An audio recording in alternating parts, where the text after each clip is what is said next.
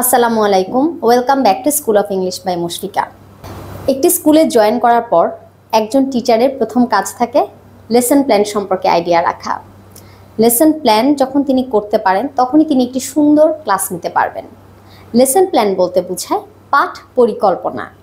ক্লাসে আমার নির্ধারিত সময় কতটুকু এটা জানতে হয়, আমার কতজন স্টুডেন্ট থাকে ক্লাসে, সেই স্টুডেন্টদেরকে আমি কোন দিন কোন টপিকে পড়াবো এবং সেই টপিকটার উপর আমি কয়টা ক্লাস পাবো, তারপর ক্লাসে আমি কিভাবে পড়াটা দিব, তাদেরকে কিভাবে কোন মেথডে আমি পড়াবো, আবার কোন মেথডে পড়াটা আদায় করব, সেই সাথে আমি কি কি ম্যাটেরিয়াল ব্যবহার করব।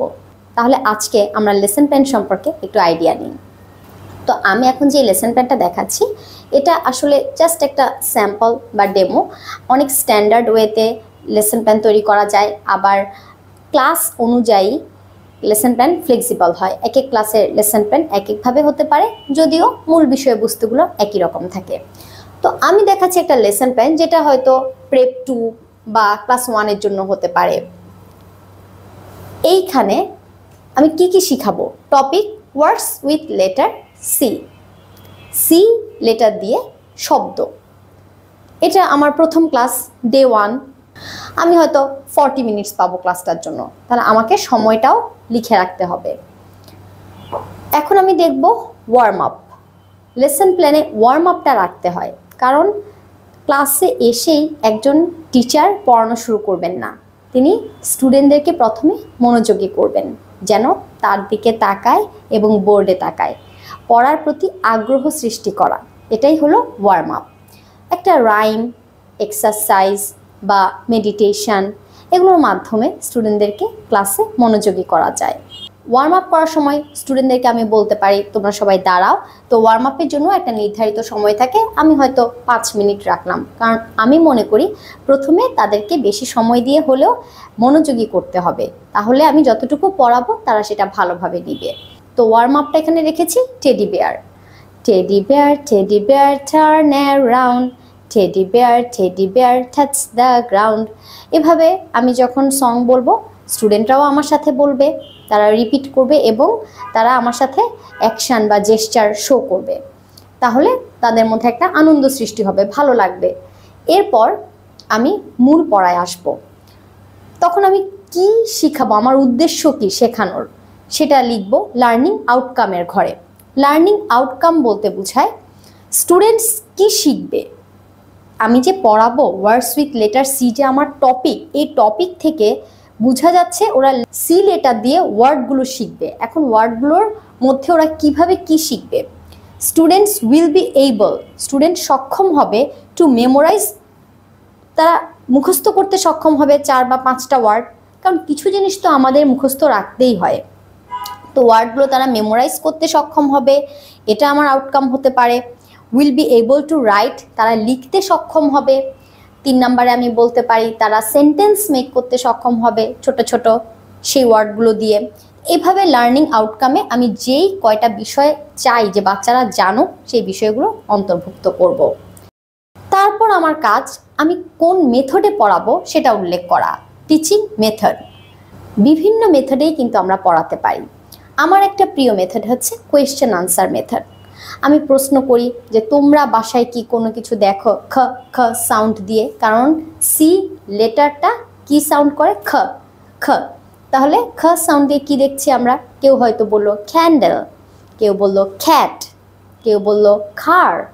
তো বাসায় বা বাইরে আমরা লেটার সি থেকে যে সাউন্ড হয় খ, এই খ সাউন্ড দিয়ে আমরা কি কি জিনিস দেখি সেগুলো আমি জিজ্ঞাসা করলাম, তাদের কাছ থেকে উত্তর নিয়ে আমি বোর্ডে লিখতে পারি। আবার কখনো আমি একটা গল্প বলতে পারি বা একটা রাইম বলতে পারি এই খ সাউন্ড দিয়ে।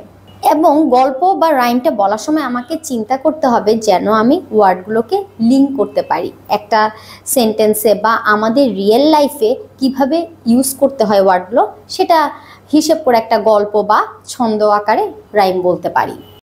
তারপর আমাকে মনে রাখতে হবে আমি কোথায় কতটুকু সময় দিব, তা অবশ্যই লিখিত রাখবো। তা না হলে একটা কাজ করতেই দেখা যাচ্ছে আমার 20 মিনিটস চলে যাচ্ছে, আর ছোটদের ক্লাসে তো বারবার বলতে হয় দুষ্টুমি করো না, তাকাও। তো এই কারণে দেখা যায় আমার অনেক সময় চলে যেতে পারে, এই জন্য আমাকে সময়ের হিসাবটা ঠিকভাবে দিতে হবে। কোয়েশ্চেন আনসারে হয়তো আমি 5 মিনিটস রাখলাম, একটা স্টোরি বলে আবার সেটা প্রশ্ন করা যে আমি যে গল্পটা বলছি ওরা বুঝতে পারছে কিনা, মিডলে আবার আমাকে প্রশ্ন করতে হবে। তো প্রশ্ন করতে এবং গল্প বলতে দেখা যাচ্ছে আমার 10 মিনিটের মতো সময় লাগতে পারে। এটা আসলে অ্যাপ্রক্সিমেট, যে যার স্টুডেন্টদেরকে বুঝে তার নিজের কথা বলার উপর ডিপেন্ড করে সময়টা কম বেশি হতে পারে। এরপর ম্যাটেরিয়াল, আমি কি ম্যাটেরিয়াল ইউজ করে স্টুডেন্টদেরকে পড়াবো। হতে পারে আমি ফ্ল্যাশ কার্ড দেখাচ্ছি, ফ্ল্যাশ কার্ড বলতে বোঝায় আমি কিছু ছবি এঁকে দিলাম, তারপর একটা কার্ডে পেস্ট করে আমি দেখালাম কার, একটা গাড়ির ছবি, একটা ক্যাটের ছবি, ক্যারট, তারপর ক্যান্ডেল, এগুলো আমি ছবি আকারে তাদের কাছে কাছে গিয়ে দেখালাম, তারা টাচ করলো, দেখলো এবং ওয়ার্ডটা বললো। তারপর আমি প্রজেক্টর ইউজ করতে পারি ক্লাসে। রিয়েল অবজেক্ট আমি নিয়ে আসতে পারি, একটা ক্যারট বা একটা ক্যান্ডেল, মোমবাতি নিয়ে এসে বললাম what is this, this is a candle, say touch করলো। তাহলে রিয়েল অবজেক্ট দেখালে স্টুডেন্টদের বেশি মনে থাকে, এই জন্য আমরা ক্লাসে ম্যাটেরিয়াল হিসেবে ফ্ল্যাশ কার্ডের সাথে রিয়েল অবজেক্টও রাখতে পারি। আমার কাছে সবসময় রিয়েল অবজেক্ট ভালো লাগে, এতে স্টুডেন্টরা অনেক বেশি এক্সাইটেড থাকে, এনজয় করে ক্লাসটা। তারপর বিষয়টা আসে, আমি যে এতক্ষণ পড়ালাম, আমি যে ফ্ল্যাশ কার্ড দেখালাম, রিয়েল অবজেক্ট দেখালাম, তারপরে রাইমস বললাম, স্টোরি বললাম, এখন আমার স্টুডেন্টরা কতটুকু বুঝতে পেরেছে, পড়াটা তারা কতটুকু রিসিভ করতে পেরেছে, এটাও আমার জানতে হবে। এই জন্য ফিডব্যাকের একটা ঘর থাকবে। ফিডব্যাকে আমি রাখলাম আস্কিং অ্যাবাউট দ্য ওয়ার্ডগুলো আমি ইন্ডিভিজুয়ালি একে একে জিজ্ঞাসা করলাম। যদি আমার স্টুডেন্ট সংখ্যা 30 থেকে 35 জন হয়, তাহলে আমি গ্রুপেও কাজ রাখতে পারি, 2 জন রাখলে হয় পেয়ার ওয়ার্ক দিতে পারি। তুমি একটা শব্দ বলো, ও আরেকটা বলবে, একজন বললো ক্যান্ডেল, আরেকজন খ্যাট, একজন বললো কার, আরেকজন বললো ক্যারট, এরকম পেয়ার ওয়ার্ক রাখতে পারি। আবার আমার যদি মনে হয় না, আমি ইন্ডিভিজুয়ালি আলাদাভাবে জিজ্ঞাসা করার চেষ্টা করব, সেটাও রাখতে পারি। ইন্ডিভিজুয়ালি প্রশ্ন করতে পারি, কে কে খ দিয়ে ওয়ার্ড বলতে পারো। এরপর আমি 2 নম্বরে আরেকটা মেথড রাখলাম ফিডব্যাকে, touch the objects which start with letter C. তোমার ক্লাসরুমে কি আছে যারা খ সাউন্ড দিয়ে আসে, তুমি সেই জিনিসগুলো টাচ করো। তারপরে আমি যদি একটা ক্যারট রাখি বা গাজর রেখে বললাম দে হ্যাভ টু টাচ, তারা টাচ করবে এবং বলবে খ খ ক্যারট। তাহলে এইভাবে রিয়েল অবজেক্ট টাচ করে কয়জন বলতে পারছে সেটাও আমি রেকর্ড রাখবো। এইভাবে আমি স্টুডেন্টদের রেকর্ড রাখতে পারি যে আজকের ক্লাসে আমার পড়াটা কতজন স্টুডেন্ট রিসিভ করতে পেরেছে। তো এই ক্ষেত্রে আমি বুঝতে পারছি কারা পারেনি, যারা পারেনি তাদেরকে আমি আলাদাভাবে সময় দিতে পারি। আর যদি আলাদা সময় নাও দিতে পারি, অ্যাটলিস্ট আমি প্যারেন্টসকে জানাতে পারি যে তাদের এই পড়াটা আবার রিভাইজ করতে হবে, আর একটু বেশি করে পড়তে হবে। তারপর টাইম, এই যে ফিডব্যাকটা আমি নিব এটাও কিন্তু টাইম থাকবে, যে কতক্ষণ আমি কোনভাবে নিব। আস্কিং অ্যাবাউট দ্য ওয়ার্ড, আমি যখন প্রশ্ন জিজ্ঞাসা করব সেটাতে আমি কত মিনিট রাখবো, 10 মিনিট। যখন আমি রিয়েল অবজেক্টগুলো টাচ করে বলতে বলবো সেখানে 5 মিনিট। এইভাবে প্রত্যেকটা জিনিসের কিন্তু সময়ের হিসাব রাখতে হবে। তাহলে একটা লেসন প্ল্যানে আমি কি রাখছি, প্রথমে আমি রাখছি words with letter C. Letter C দিয়ে আমার ওয়ার্ডগুলো, এটা আমার টপিক।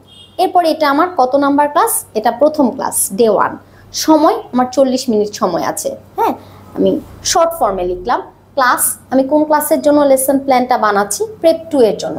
টোটাল স্টুডেন্ট আমি হয়তো এখানে রাখলাম 30 স্টুডেন্ট, আমার 30 জন স্টুডেন্ট, কারণ এটাও আমার মাথায় রাখতে হবে আমার স্টুডেন্ট কতজন, তাহলে আমি বুঝতে পারবো আমার কোথায় কতটুকু সময় লাগবে।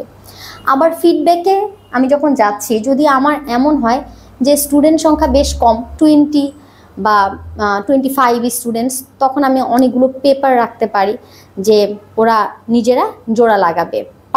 পাজেল দিতে পারি, এলোমেলোভাবে অনেকগুলো কাগজ শাফেল করলাম, এক জায়গায় সি, এক জায়গায় টি, এক জায়গায় এ, এখন তোমরা এটা যুক্ত করো। ওরা বসাবে সি এ টি, ক্যাট, ঠিকভাবে পাজেল ওয়ার্ক যেটা বলে, এটাও আমি ফিডব্যাকে রাখতে পারি। তো স্টুডেন্ট সংখ্যা কম বা বেশির উপর ডিপেন্ড করে ফিডব্যাকের প্রক্রিয়াটাও এটা ভিন্ন হতে পারে। এটা একটা ফরম্যাট আমি দেখালাম, আরও সুন্দরভাবে লেসন প্ল্যান তৈরি করা যায়, আরও স্ট্যান্ডার্ড ওয়েতে, আরও ডিসক্রাইব করে, যতটুকু সম্ভব ডিসক্রাইব করা উচিত। কারণ আমার ক্লাস, আমি জানি আমি কি পড়াবো। কোনো কারণে আমি যদি অ্যাবসেন্ট থাকি সেদিন, আরেকজন শিক্ষক এসে যেন আমার ক্লাসটা ঠিকভাবে পরিচালনা করতে পারেন। এজন্য সুন্দরভাবে একটা লেসন প্ল্যান লিখতে হয়, যেখানে সব কিছু ঠিকভাবে বর্ণনা দেয়া থাকে।